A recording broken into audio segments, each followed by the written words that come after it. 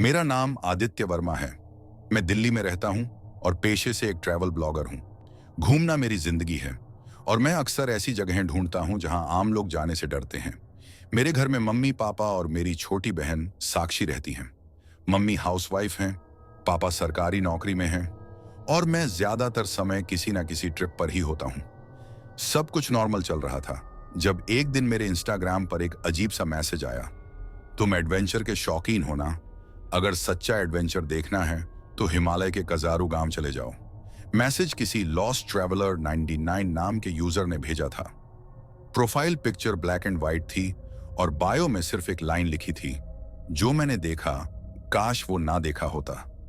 मुझे लगा कि कोई मजाक कर रहा है। मैंने गूगल पर कजारू गांव सर्च किया लेकिन कुछ नहीं मिला। मैं थोड़ा कंफ्यूज हो गया। ये जगह वाकई असली थी या सिर्फ कोई बना हुआ नाम? मैंने मैसेज का रिप्लाई किया, ये कजारू गांव कहाँ है?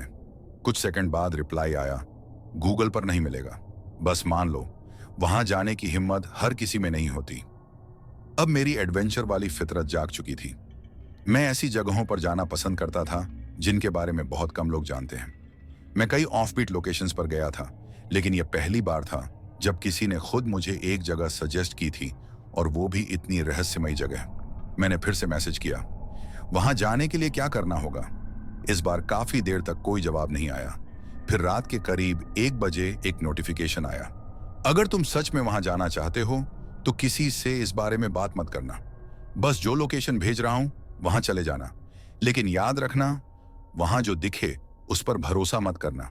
मुझे थोड़ा अजीब लगा, लेकिन साथ ही रोमांच भी महसूस हुआ। मैसेज के साथ एक लोकेशन लिंक था। मैंने क्लिक किया तो मैप पर एक घने जंगल के बीचों बीच एक अनजान जगह दिखी। कोई सड़क नहीं, कोई ट्रैक नहीं, बस जंगल और पहाड़। मैंने मन ही मन ठान लिया कि अब तो वहां जाना ही है।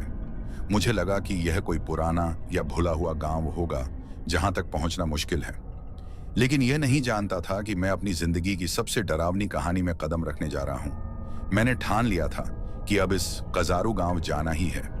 हालांकि अब भी मेरे मन में कई सवाल थे। ये जगह इतनी रहस्यमयी क्यों है? गूगल पर कोई जानकारी क्यों नहीं मिल रही? और सबसे बड़ी बात, ये लॉस्ट ट्रैवलर 99 कौन था जिसने मुझे वहां जाने के लिए कहा? रात भर मैं इस गांव के बारे में सोचता रहा। एक अजीब सा उत्साह था, लेकिन साथ ही मन में कहीं एक अनजाना डर भी था। हालांकि मुझे डर जैसी चीजों पर भरोसा नहीं था। मैंने बहुत सी डरावनी जगहों पर ट्रैवल किया था। भानगढ़, कुलधरा, मुकेश मिल्स जैसी जगहों पर रातें बिताई थीं, लेकिन कभी किसी भूत प्रेत जैसी चीज का सामना नहीं किया था। तो फिर इस बार ऐसा क्या अलग होगा?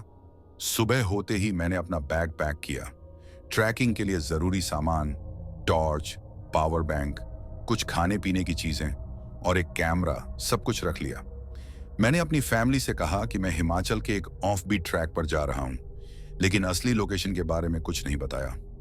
लॉस्ट ट्रैवलर 999 ने खास तौर पर कहा था कि इस जगह के बारे में किसी को मत बताना, और ना जाने क्यों मैं उसकी बात मान रहा था। दिल्ली से शिमला तक की बस ली और वहां से आगे का सफर टैक्सी में तय किया। टैक्सी ड्राइवर एक लोकल आदमी था, नाम बलविंदर। रास्ते में उसने पूछा, कहां जाना है सर? मैंने नक्शा खोलकर दिखाया, लेकिन जैसे ही उसने लोकेशन देखी उसका चेहरा उतर गया। सर, ये जगह तो, वहां जाने का क्या करोगे? बस ट्रैकिंग के लिए जा रहा हूं। वहां कभी गए हो? बलविंदर ने हल्के से सिर हिलाया। नहीं सर, वहां कोई नहीं जाता। सुना है वो गांव अब वीरान है, या कहें कि वहां कोई जाना नहीं चाहता। मुझे अब और भी ज्यादा दिलचस्पी होने लगी। क्यों, वहां क्या हुआ था? बलविंदर थोड़ी देर चुप रहा, फिर बोला, सर, पुरानी बातें हैं, लेकिन कहते हैं वहां जो भी गया वापस नहीं आया। अगर लौटा भी तो वो पहले जैसा नहीं रहा। मुझे लगा कि वो सिर्फ अंधविश्वास की बातें कर रहा है। पहाड़ी इलाकों में इस तरह की कहानियां आम हैं। मैंने हंसकर कहा, अच्छा भाई, घुमा फिराकर ये तो नहीं कहना कि वहां कोई डायन रहती है? बलविंदर ने मेरी तरफ देखा और धीरे से बोला, डायन? हाँ, कुछ लोग यही कहते हैं, लेकिन कोई पक्का नहीं कह सकता। बस जो भी वहां गया उसने कुछ ऐसा देखा जिससे उसका दिमाग खराब हो गया। कुछ पागल हो गए, कुछ ने खुद ही अपनी जान ले ली। अब यह सुनकर मैं थोड़ा सहज हो गया। ऐसी बातें पहले भी सुनी थीं, लेकिन इस बार माहौल कुछ अलग था। टैक्सी मुझे जितनी दूर तक छोड़ सकती थी छोड़ दिया। आगे का रास्ता पैदल तय करना था। यह रास्ता जंगल से होकर जाता था, जहां कई किलोमीटर तक कोई इंसान नहीं था, बस पेड़, ठंडी हवा और कभी कभी दूर पहाड़ियों से आती रहस्यमयी आवाजें। रास्ते में चलते चलते मुझे ऐसा महसूस हुआ जैसे कोई मुझे देख रहा हो। पहले मैंने सोचा कि यह सिर्फ मेरा वहम है, लेकिन हर कुछ मिनट बाद मुझे ऐसा लग रहा था कि पेड़ों के पीछे कोई छुपा हुआ है। जब भी मैं मुड़कर देखता, वहां कुछ नहीं होता, बस खामोश जंगल।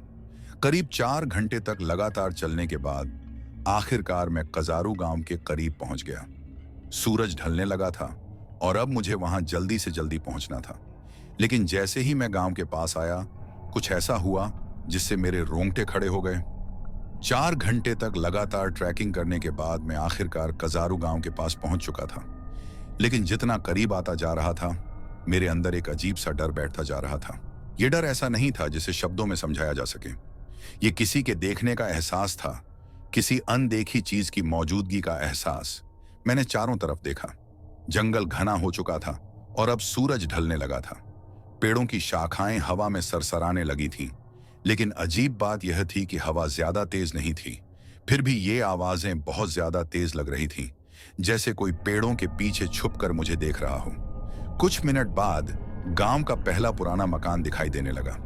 मैं थोड़ा तेजी से आगे बढ़ा, लेकिन जैसे जैसे गांव के ओर करीब पहुंचा, हवा अचानक एकदम बंद हो गई। पूरा जंगल जैसे ठहर गया था। कोई पत्तियां नहीं हिल रही थीं, कोई आवाज नहीं थी, एकदम सन्नाटा।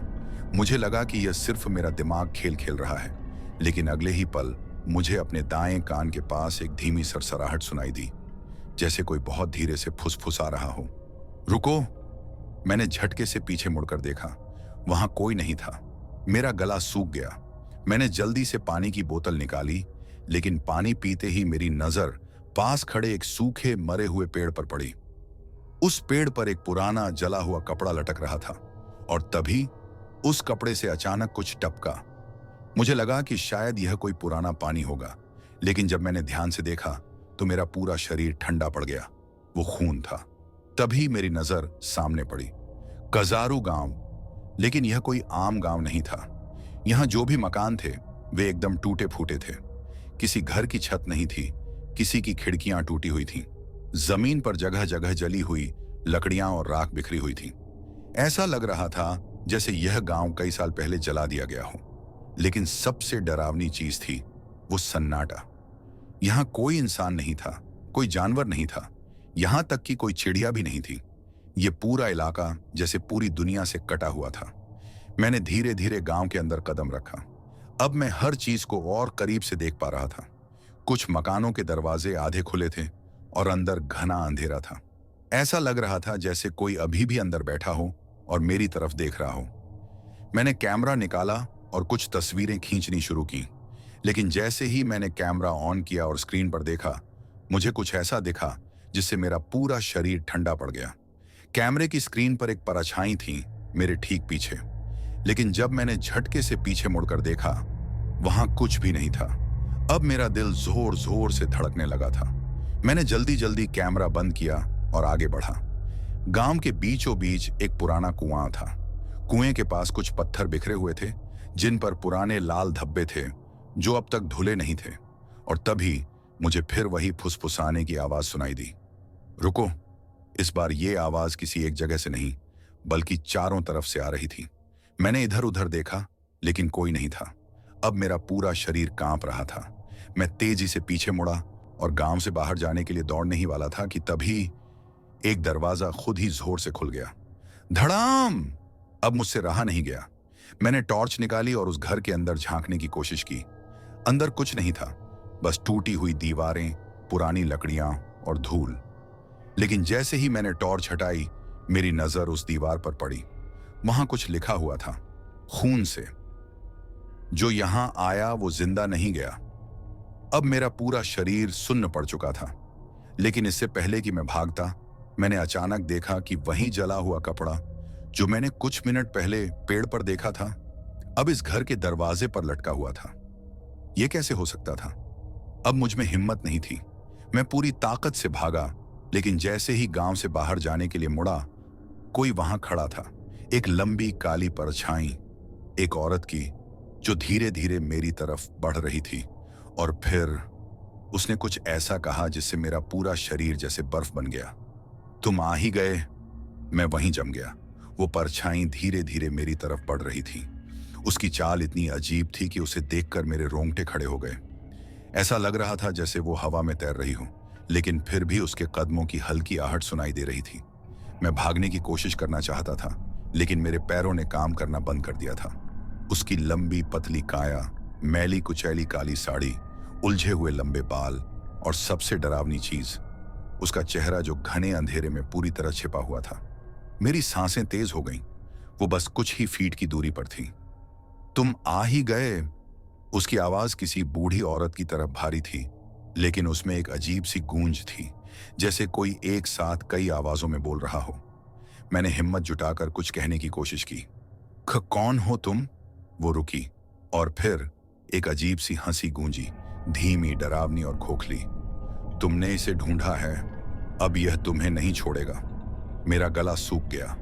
कौन? अब वो मेरे और करीब आ गई थी। उसकी सांसों की आवाज अब मुझे साफ साफ सुनाई दे रही थी। वो जो तुम्हारे पीछे खड़ा है। मेरे कान सुन्न पड़ गए। मुझे अपने ठीक पीछे किसी की मौजूदगी का एहसास हुआ। ठंडी हवा की एक लहर मेरे गर्दन के पास से गुजरी, और मेरी पूरी रीढ़ में एक सिहरन दौड़ गई। मैं बहुत हिम्मत करके धीरे धीरे पीछे मुड़ा। वहां कोई नहीं था, लेकिन तभी टप टप टप, मुझे अपने ऊपर कुछ टपकने का एहसास हुआ। मैंने अपनी हथेली ऊपर करके देखा। खून। मेरा दिमाग सुन्न पड़ गया। मैंने धीरे से ऊपर देखा, और वो नजारा जिसने मेरी पूरी जिंदगी बदल दी। वहां गांव के एक सूखे पेड़ पर कोई उल्टा लटका हुआ था। उसका शरीर पूरी तरह जला हुआ था, लेकिन उसकी आंखें वो खुली थीं, और वो मुझे ही देख रही थीं। मेरी चीख गले में ही अटक गई, और फिर उसने अपनी गर्दन एक अजीब सी कर्र कर्र आवाज के साथ घुमाई। तुमने इसे ढूंढा, अब यह तुम्हें नहीं छोड़ेगा। मेरे शरीर ने काम करना बंद कर दिया था, लेकिन तभी भागो! वो औरत जो मेरे सामने खड़ी थी अचानक जोर से चिल्लाई। उसकी आवाज इतनी भयानक थी कि मेरे दिमाग में जैसे कोई बम फट गया। और तभी टप टप टप, पेड़ पर लटकी वो चीज जमीन पर गिर गई, और फिर वो हिली। खर्रर रर्रर। अब मुझसे बर्दाश्त नहीं हुआ। मैं पूरी ताकत से दौड़ा। गांव की टूटी फूटी गलियों में भागते हुए मेरी हालत पागलों जैसी हो रही थी। चारों तरफ से अजीब अजीब फुसफुसाहटें सुनाई दे रही थीं। तू आ ही गया, अब बच नहीं सकता। ये तेरा घर बन जाएगा। हर घर की खिड़की से, हर टूटी दीवार से, हर बंद दरवाजे के पीछे से कोई मुझे देख रहा था। मेरे दिमाग में सिर्फ एक ही चीज थी, किसी भी तरह इस गांव से निकलना है। लेकिन रास्ता कहाँ था? गांव के अंदर मैं जितना तेज भाग रहा था, उतना ही अंदर फंसता जा रहा था।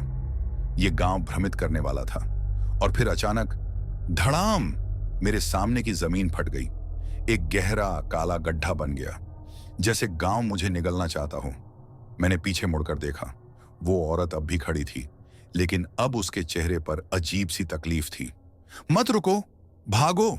अब मुझे समझ नहीं आ रहा था कि वो मेरी मदद कर रही थी या खुद मुझे किसी और जाल में फंसा रही थी, लेकिन मेरे पास कोई और रास्ता नहीं था। मैंने पूरी ताकत लगाकर दौड़ना शुरू किया, लेकिन अब वो भी मेरे पीछे भाग रहा था। वो जो मैंने देखा था, उसके कदमों की आहट मेरे ठीक पीछे थी। खर्र खर्र खर्र। मैंने पूरी ताकत से भागना जारी रखा। आखिरकार मुझे जंगल का रास्ता दिखा, बस थोड़ी और दूर, और मैं इस गांव से बाहर निकल सकता था। लेकिन तभी धड़ाम, कुछ जोर से मेरे सिर पर लगा। सब कुछ काला हो गया। मैं गिर पड़ा, और मेरी आंखों के सामने अंधेरा छा गया। मैंने जैसे ही उस अंधेरे साए को देखा, मेरी रग रग में एक ठंडक दौड़ गई। मेरे पैर अपने आप दौड़ने लगे। हर कदम के साथ मेरे दिल की धड़कन तेज हो गई, मानो वह हर पल मेरे सीने पर थप्पड़ मार रही हो। जंगल की गहराई में जब मैंने पीछे मुड़कर देखा, तो वह परछाई धीरे धीरे मेरे करीब आ रही थी। उसकी धीमी लेकिन सटीक आवाज, तुम आ ही गए, मेरे कानों में गूंज रही थी, और हर शब्द के साथ मेरा आत्मविश्वास पिघलता जा रहा था। मैंने अपनी आंखें बंद कर लीं, लेकिन अंधेरा भी अब मुझे धोखा नहीं दे सकता था। हवा में गूंजती हुई उस सिसकती फुसफुसाहट ने मुझे यह एहसास दिला दिया कि मैं अब अकेला नहीं हूं। मेरे चारों ओर कुछ था जो मेरी सांसों को रोकने के लिए हमेशा तैयार बैठा था। मैं दौड़ते दौड़ते एक पुरानी टूटी फूटी दीवार के पास पहुंचा। दीवार पर उकेरे हुए पुराने निशान, टूटे फाटक और जर्जर पत्थरों ने उस जगह की वीरानी और दर्द को बयां कर दिया था। मेरी टॉर्च की रोशनी झिलमिलाई, लेकिन अंधेरे में भी वो परछाई साफ दिखाई दे रही थी। एक लंबी काली आकृति जिसकी आंखों से अनजानी सी चमक निकल रही थी। उसके चेहरे पर एक अजीब सी मुस्कान थी, जैसे कि वह मेरी हार का आनंद ले रही हो। हर कदम पर उसकी उपस्थिति महसूस होती थी। मुझे लगा जैसे वो मेरे चारों ओर मंडरा रही हो, मेरे हर कोने में झांक रही हो। मैंने अपनी सांसें धीरे धीरे और गहरी लेने की कोशिश की। हर पल जैसे मेरा दिमाग इस बात का निर्णय ले रहा हो कि या तो मैं भाग जाऊं या फिर उसे चुनौती दूं। लेकिन मेरे पैरों ने मेरे आदेश को नहीं सुना। मैं दौड़ते दौड़ते उस टूटी दीवार के पीछे छिप गया। मेरे हाथ कांप रहे थे और मेरा दिल ऐसी तेजी से धड़क रहा था कि मुझे लगता था जैसे वह किसी राग की तरह गूंज रहा हो। अभी कुछ ही पल थे कि मेरे पास से कदमों की हल्की हल्की आवाजें गुजरने लगीं। मैं अपनी आंखें बंद करके यह सोचने लगा कि ये आवाजें मेरे पास से कितनी दूर जा रही हैं। लेकिन फिर अचानक मेरे कानों में एक जोरदार चीख गूंज उठी, एक ऐसी चीख जो मेरे अंदर तक उतर गई।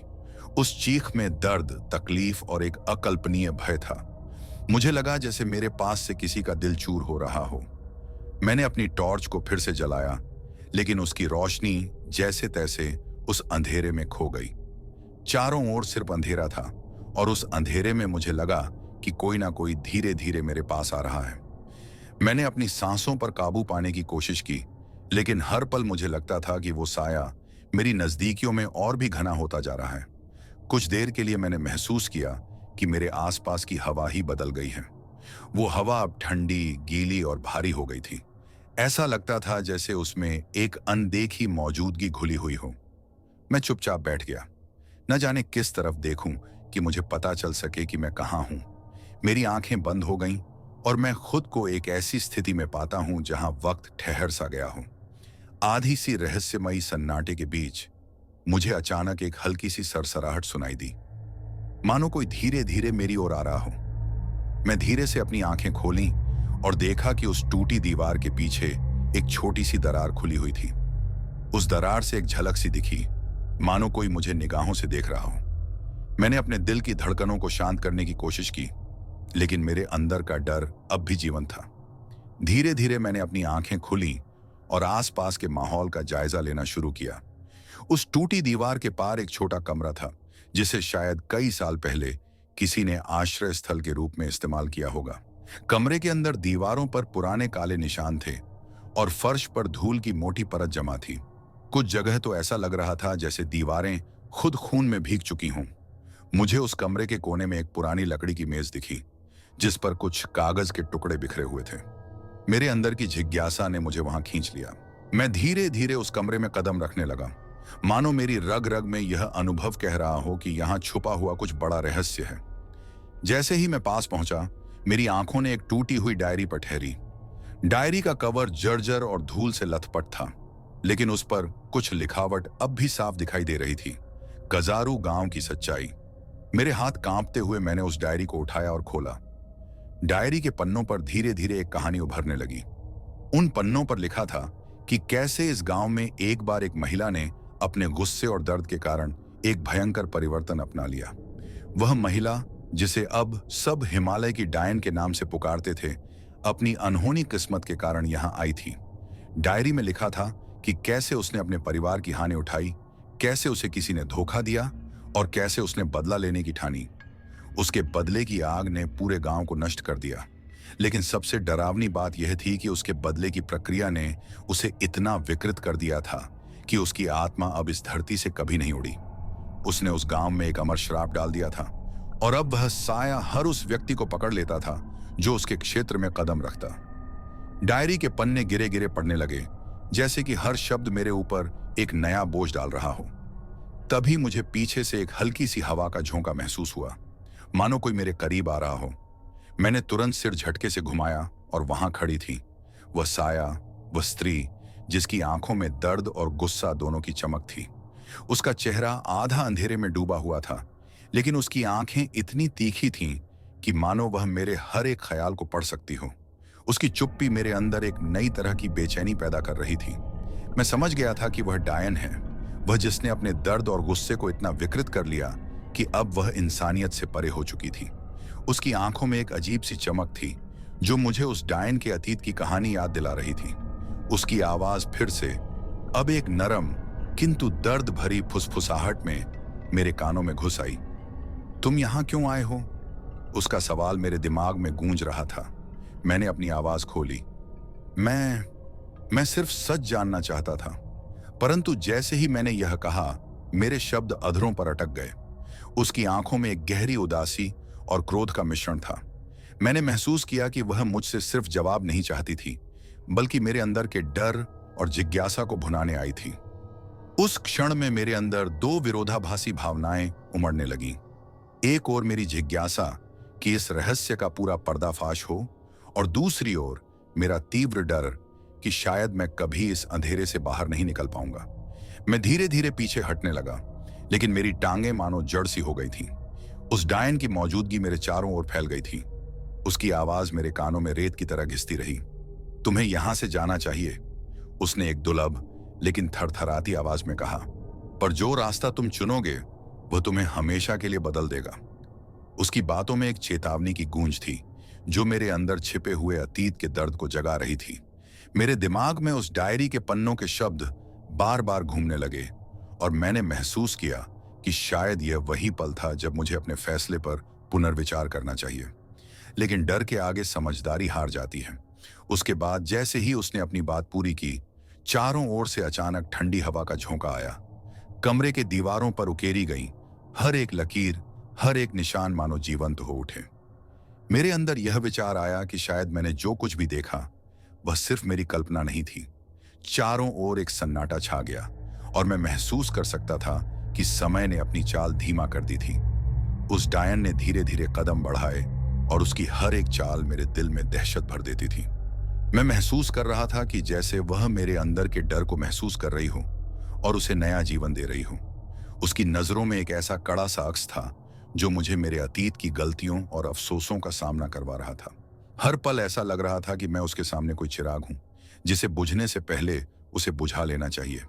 मैंने अपनी आंखें मरोड़ लीं, और फिर अचानक एक हल्की सी आवाज सुनाई दी, मानो कोई दूर से आ रही हो। वह आवाज एक पुराने घंटी की थी, लेकिन उसकी धुन में एक अजीब सा राग था जो मेरे रूह में छिपी हुई कुछ बातें कहता जा रहा था। उस धुन के साथ साथ मुझे लगा कि मेरे चारों ओर के पेड़ भी धीरे धीरे नाचने लगे हैं। हवा की सरसराहट और पेड़ों की फुसफुसाहट में एक अदृश्य ताकत झलक रही थी जिसने मेरे मन को अचंभित कर दिया था। मैंने अपनी टॉर्च फिर से जलाने की कोशिश की, लेकिन उसकी रोशनी में अब भी वह डायन की परछाई मेरे चारों ओर मंडरा रही थी। वह मेरे सामने आकर खड़ी हो गई, और उसकी आंखों में एक अजीब सी चमक थी जो मेरे आत्मविश्वास को चीर कर रख दे रही थी। तुम्हें पता है, उसने धीमे से कहा, इस गांव का हर एक पत्थर, हर एक दीवार और हर एक हवा का झोंका मेरे दर्द की कहानी कहता है। तुम यहां क्यों आए हो, आदित्य? उसका नाम मेरे दिमाग में गूंज उठा। वह डायन मेरे सामने इतनी स्पष्ट हो चुकी थी कि अब मैं उसके चेहरे की हर एक लकीर, हर एक निशान देख सकता था। उसके गहरे घाव, उसके खोए हुए सपने और उस दर्द भरी आंखें। उसकी आंखों में ऐसा दर्द था जिसे मैं शब्दों में बयान नहीं कर सकता था। उसकी आवाज में एक अजीब सी मिठास थी जो मेरे दिल के तारों को छेड़ने लगी। उस पल मुझे लगा कि शायद मैं उसके गुस्से का हिस्सा बन जाऊंगा, उसकी कहानी का हिस्सा बन जाऊंगा। लेकिन तभी बाहर से जोरदार बारिश की फुसफुसाहट सुनाई देने लगी।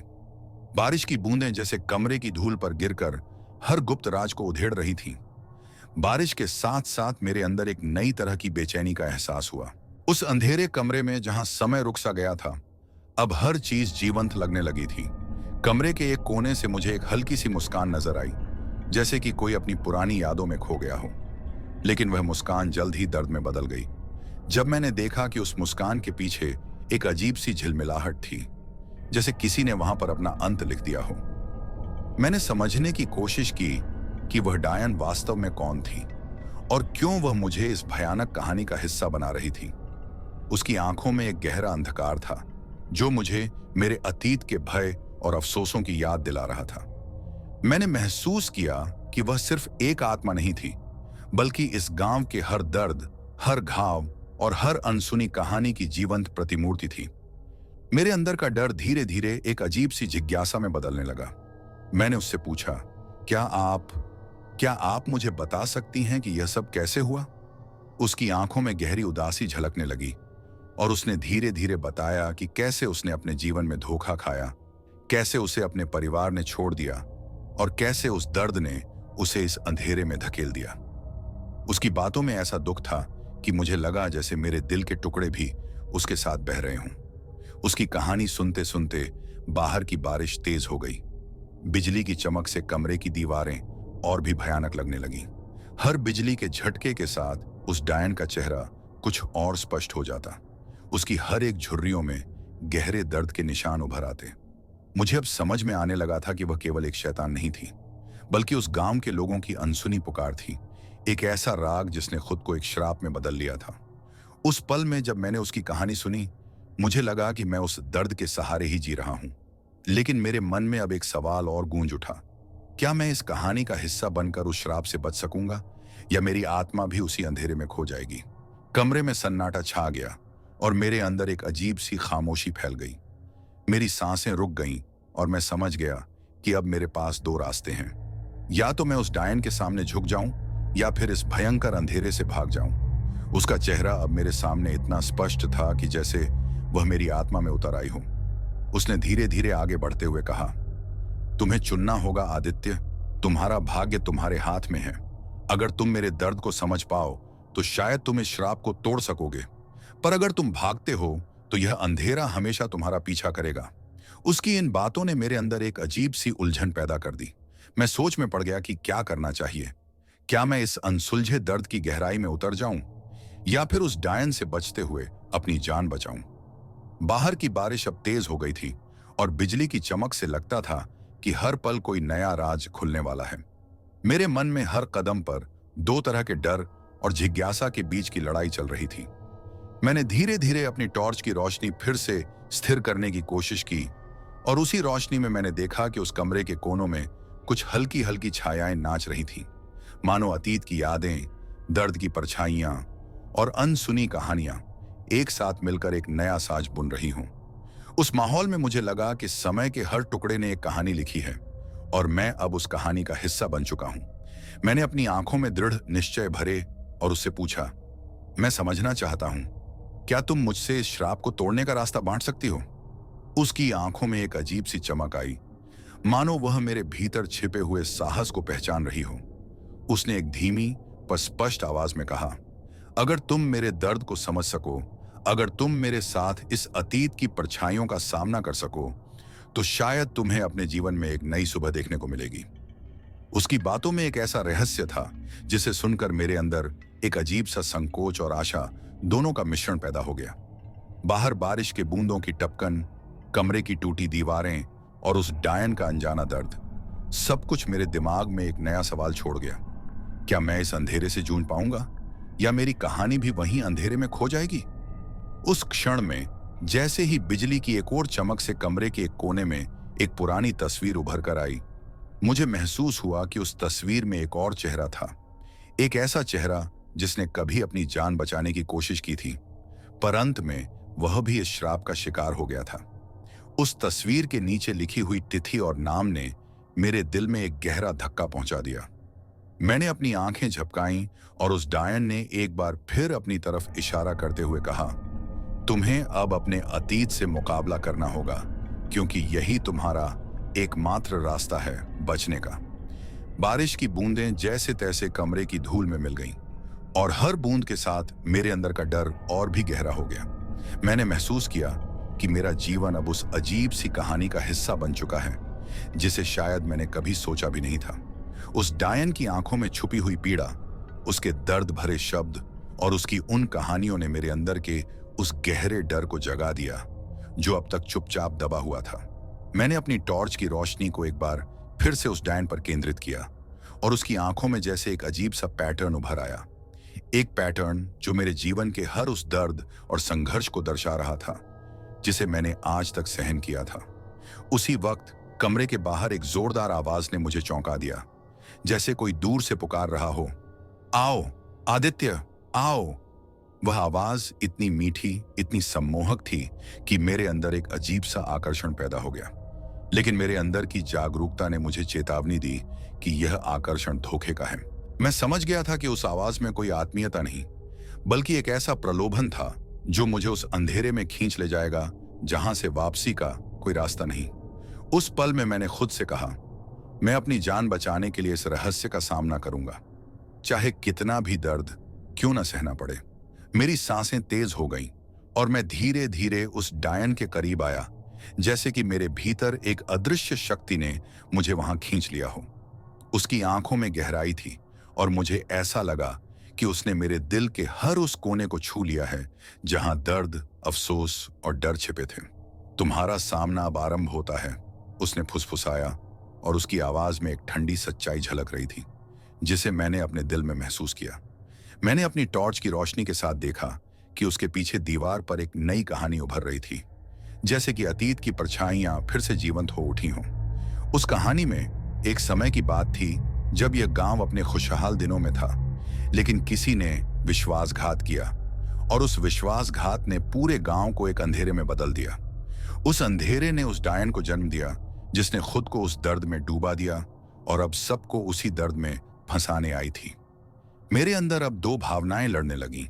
एक ओर मेरी जिज्ञासा कि इस श्राप के पीछे की सच्चाई क्या है, और दूसरी ओर मेरा अकल्पनीय डर कि शायद मैं उसी दर्द का हिस्सा बन जाऊं। बारिश की बूंदों की सरसराहट, कमरे की दीवारों पर उकेरी गई कहानी और उस डायन की आंखों में झलकती हुई आत्मा ने मेरे हर संवेग को झकझोर दिया। उसके आने के साथ ही मुझे महसूस हुआ कि मैं अब सिर्फ एक निरीक्षक नहीं रहा, बल्कि उस श्राप की कहानी का सक्रिय हिस्सा बन चुका था। मेरे कदम धीरे धीरे कमरे के उस कोने की ओर बढ़ने लगे जहां एक पुराना दरवाजा था। दरवाजा धीरे धीरे खुलता हुआ प्रतीत हो रहा था, मानो मुझे अंदर बुला रहा हो। उस दरवाजे के पीछे एक अजीब सी हल्की रोशनी थी और मेरी जिज्ञासा ने मुझे मजबूर कर दिया कि मैं उस रोशनी के पास जाऊं। जैसे जैसे मैं उस दरवाजे के करीब पहुंचा, मेरी आंखों ने देखा कि वहां दीवार पर उकेरी एक पुरानी कविता लिखी हुई थी। कुछ ऐसे शब्द जो मेरे दिल को झकझोर गए। शब्दों में दर्द, बदला और अनंत पीड़ा थी जो अब तक मेरे अंदर गूंज रही थी। उस कविता ने मुझे चेतावनी दी, जो यहां आएगा उसकी आत्मा हमेशा के लिए बदल जाएगी। उस चेतावनी ने मेरे अंदर एक गहरी खलबली मचा दी। मेरे दिल में था कि मैं इस श्राप को तोड़ने का प्रयास करूं, पर साथ ही डर यह भी कह रहा था कि शायद मैं इस अंधेरे में खो जाऊंगा। कमरे की हवा अब और भी भारी हो गई थी और मेरे चारों ओर हर चीज से यह स्पष्ट हो रहा था कि मैं अब उस डायन के दर्द और गुस्से का हिस्सा बन चुका हूं। उसके बाद जैसे ही मैंने उस दरवाजे से एक कदम अंदर रखा, बाहर बिजली की एक तेज चमक ने मुझे चौंका दिया। उस चमक में मैंने देखा कि बाहर जंगल में किसी मोड़ पर एक और परछाई धीरे धीरे उभर रही थी। वह परछाई मेरे चारों ओर घूमने लगी, मानो वह मुझे यह बताना चाह रही हो कि इस श्राप का दायरा कहीं खत्म नहीं होता। मेरी सांसें रुक गईं और मुझे महसूस हुआ कि अब मैं उस रहस्य की गहराई में उतरा जा रहा हूं जहां से वापसी का कोई रास्ता नहीं।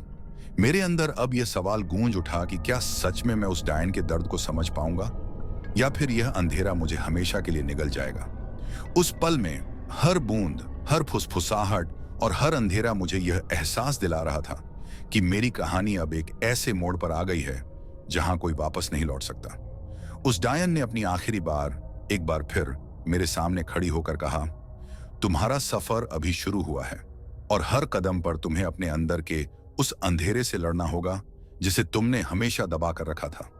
उसकी इन बातों ने मेरे अंदर एक अजीब सा डर और साहस दोनों का मिश्रण पैदा कर दिया। मैं जानता था कि आगे जो भी होने वाला है वह मेरे जीवन की सबसे कठिन परीक्षा होगी। बाहर की बारिश, कमरे की ठंडी दीवारें और उस डायन की आंखों में छुपा असीम दर्द, सब कुछ मिलकर मेरे अंदर एक ऐसी उथल पुथल मचा रहे थे जिसे शब्दों में बयान करना मुश्किल था। उस अंधेरे में मेरे पास केवल एक ही विकल्प था, या तो मैं इस श्राप के सच को जानने की हिम्मत जुटाऊं, या फिर मैं अपने जीवन के उस हिस्से को हमेशा के लिए खो दूं। मेरे कदम भय और जिज्ञासा के इस अद्भुत मिश्रण के साथ अब एक अनजाने सफर की ओर बढ़ने लगे।